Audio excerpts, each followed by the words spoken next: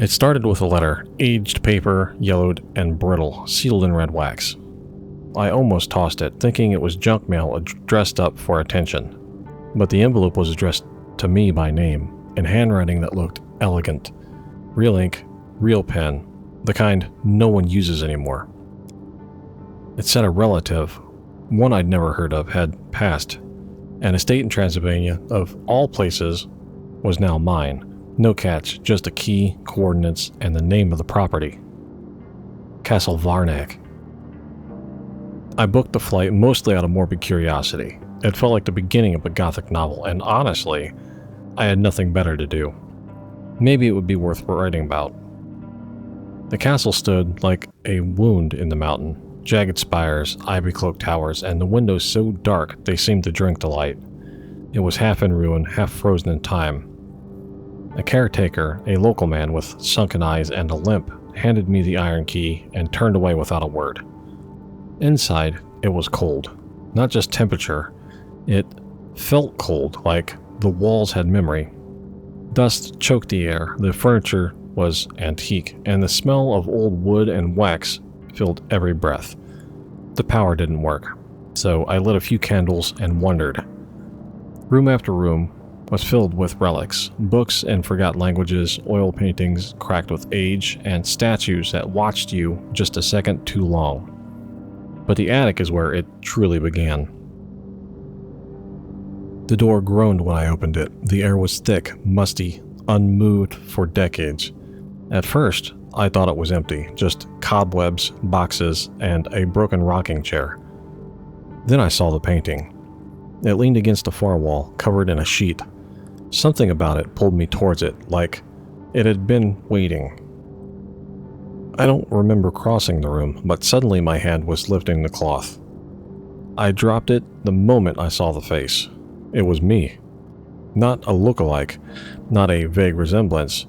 It was me, down to the scar under my jaw that I got in high school, but the clothes were 19th century, formal, elegant, and dusted in crimson. The eyes were darker, hollowed, and at the bottom of the frame, carved into the wood, was a name.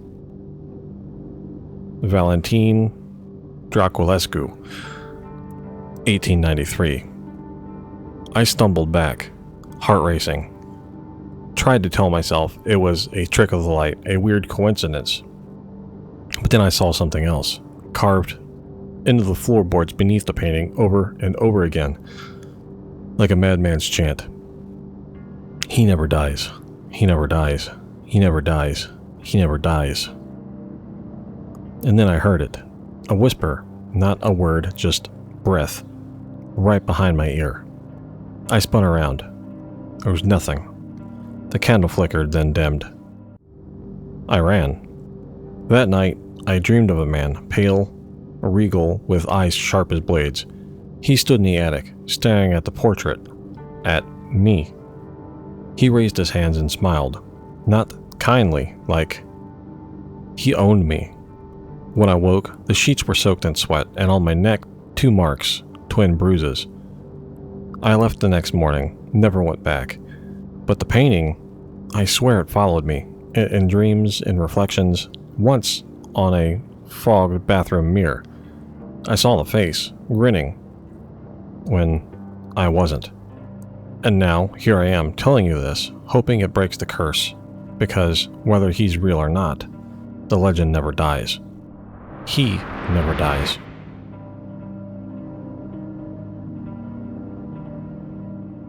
What's up, everybody? Welcome back to the channel, or if it's your first time here, welcome to the channel. My name is Andrew. Today we're talking about Dracula. We're going to go over the novels, we're going to go after the Universal movies, we're going to talk about Dracula, I guess Reborn, or whatever the hell it was called, with one of the newer ones. The one that was supposed to start the Universal Dark Universe over, because when Universal tried to they wanted their own, like, Dark Avengers thing, so they were remaking all of the monster movies. Starting with Dracula Untold. And then going into Tom Cruise's The Mummy remake, which was a movie of all time. There's not really much else to say about it, but Anyways, if you like what we do here, leave your comments down below. Like, comment, subscribe. Let me know what you think of the videos, and we're going to get into it.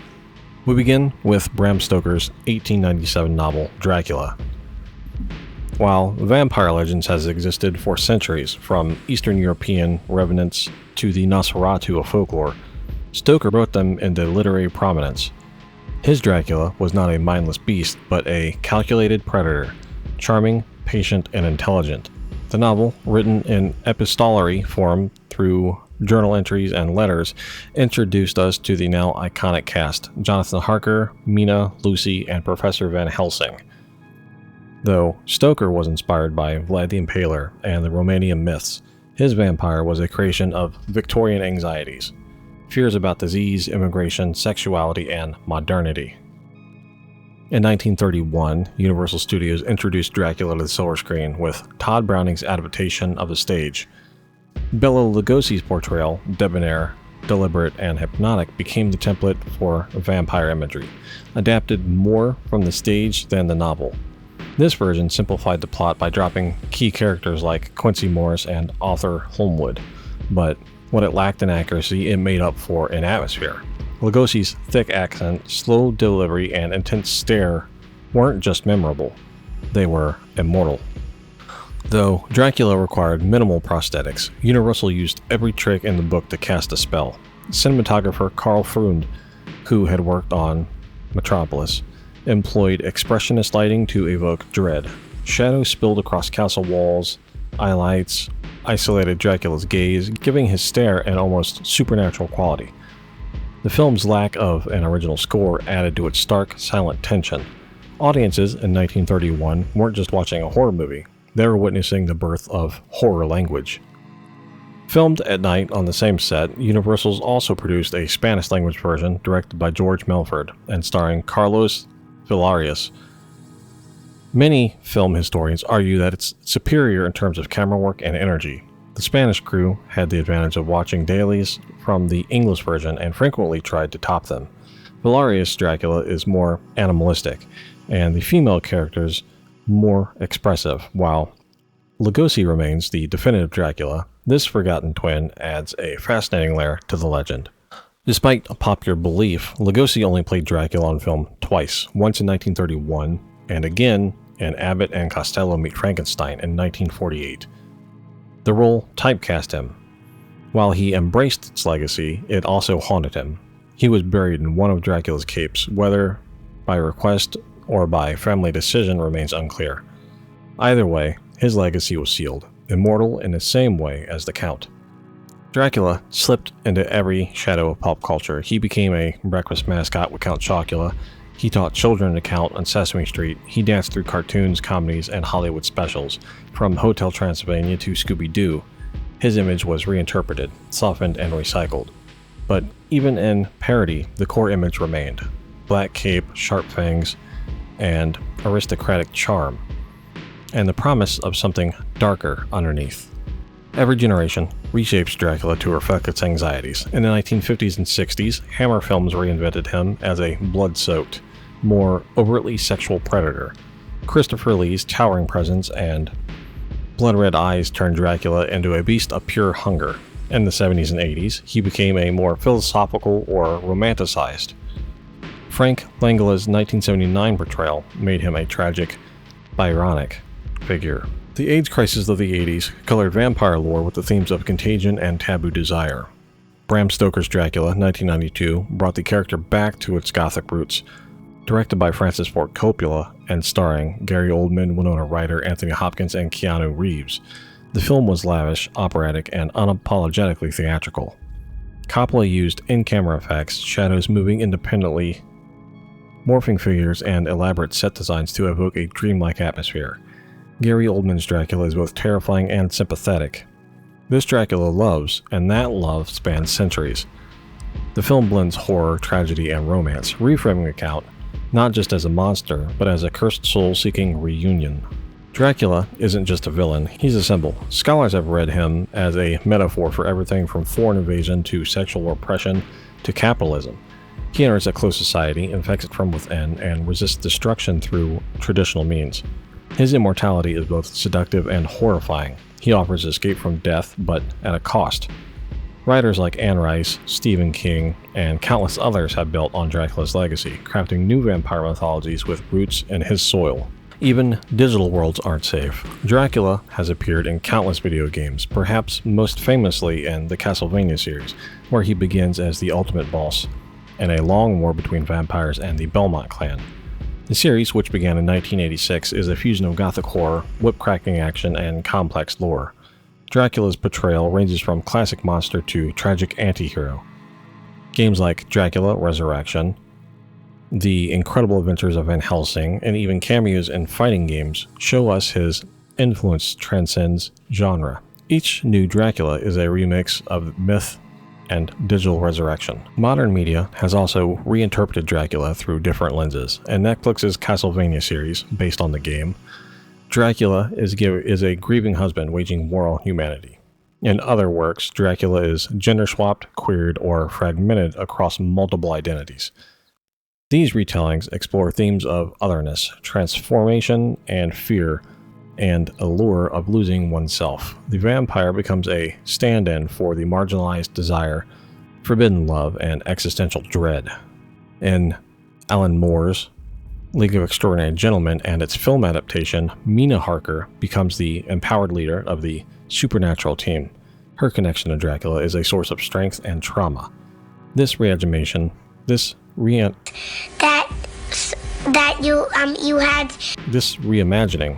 taps into the legacy of Gothic heroine, women who survive the darkness and become part of it. Mina's evolution from victim to vampiric warrior is emblematic of how horror can reclaim feminine power. Dracula endures because he's never just one thing. He is seduction and sickness, a figure of aristocratic decay and forbidden freedom. He is a mirror, and what we see in him changes depending on what we fear. Death, desire, foreignness, immortality. He can be romantic, grotesque, tragic, and comic. Dracula evolves, but he never disappears. We should also mention that Nosferatu is an adaptation of Bram Stoker's original work. We should also talk about the new movie, The Last Voyage of the Demeter, where Dracula is basically on the boat coming between Transylvania and England. He's on the boat traveling, and he breaks out of the coffin and starts killing the whole crew. There's also Dracula 2000 from like the late 90s, early 2000s, kind of supposed to be like kind of edgy. There is the Eddie Murphy Dracula movie, basically where he becomes Dracula. He's like running through the ghetto. Lots of different adaptations for Dracula, we can say that. And on top of that, just vampires in general, you've got all the Anne Rice books, Interview with a Vampire. I think the superior Queen of the Damned, but that's only because I'm biased to that soundtrack. That's like, in my opinion, it's like one of the greatest soundtracks ever made. You've got all the Twilight stuff you can throw in there as well. Dracula is also a character in Marvel Comics. He has had a long-standing fight with Moon Knight, of all people. There's like one comic strip in particular that like lives in my head rent-free. It's like Moon Knight hauling ass downstairs. And he's like, Dracula, where's my fucking money, you nerd? Hilarious. It lives in my head rent-free. I don't know if it's an actual comic or not, but that lives in my head. Dracula is a part of Marvel Comics. I think he's in DC Comics as well. Just because he's like that iconic of a character. You can't get away from it. I don't know if he's in D&D or not, but it wouldn't surprise me if he is. Vampires are very much in D&D, in Baldur's Gate 3, which all of you know I am a huge fan of. There are vampire clans. You can't play as a vampire. Well, if you take Astarion, you can play as a vampire, but you can't create your own vampire.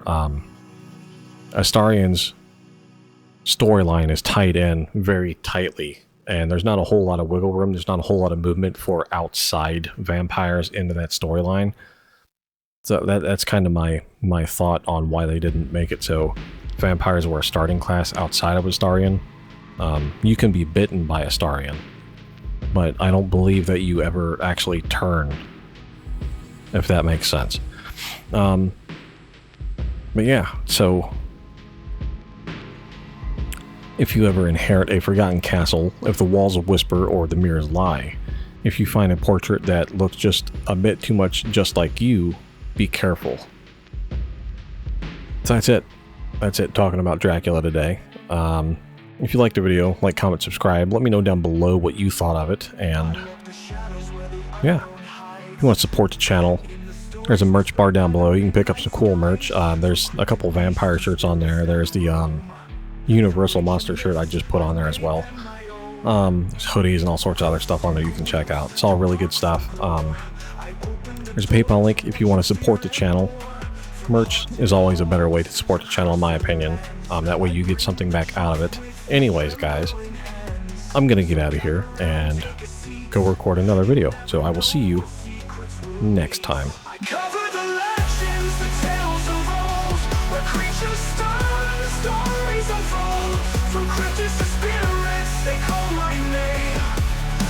Into the depths, I play the game.